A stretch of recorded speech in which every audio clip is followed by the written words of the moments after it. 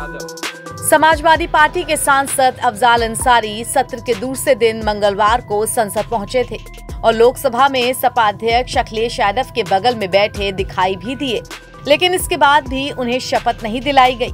अफजाल अंसारी उस समय संसद पहुंचे थे जब यूपी के सांसदों को शपथ दिलाई जा रही थी।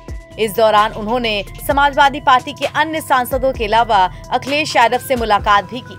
अखिलेश के बगल में बैठकर उन्होंने कुछ चर्चा की, लेकिन जब उन्हें शपथ नहीं दिलाई गई तो वो सदन से वापस चले गए। बता दें कि अफजाल अंसारी ने सपा के टिकट पर गाजीपुर लोकसभा सीट से जीत दर्ज की है, मगर इसके बावजूद वो शपथ नहीं ले पाए। हालांकि कोर्ट केस और लटके हुए फैसले के चलते अफजाल अंसारी के शपथ लेने पर पहले से ही सस्पेंस बना हुआ था।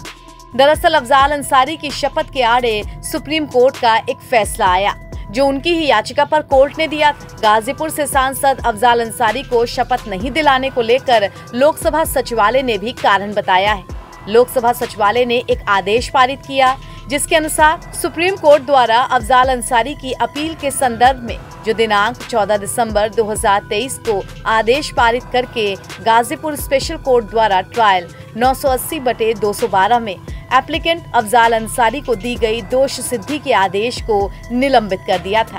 तब उसी आदेश में उन्हें सदन की कार्रवाई में भी भाग लेने से रोका गया था। ऐसी स्थिति में आज सदन में आयोजित निर्वाचित सदस्यों का शपथ ग्रहण समारोह भी लोकसभा की कार्रवाई का हिस्सा है, इसलिए अफजाल अंसारी को इसमें शपथ नहीं दिलाई जा रही। दरअसल पिछली बार यानी 2019 के लोकसभा चुनाव में बसपा के टिकट पर गाजीपुर से चुनाव जीतने वाले अफजाल अंसारी को गैंगस्टर एक्ट के एक मामले में 4 साल की सजा हुई थी और उनकी लोकसभा की सदस्यता चली गई।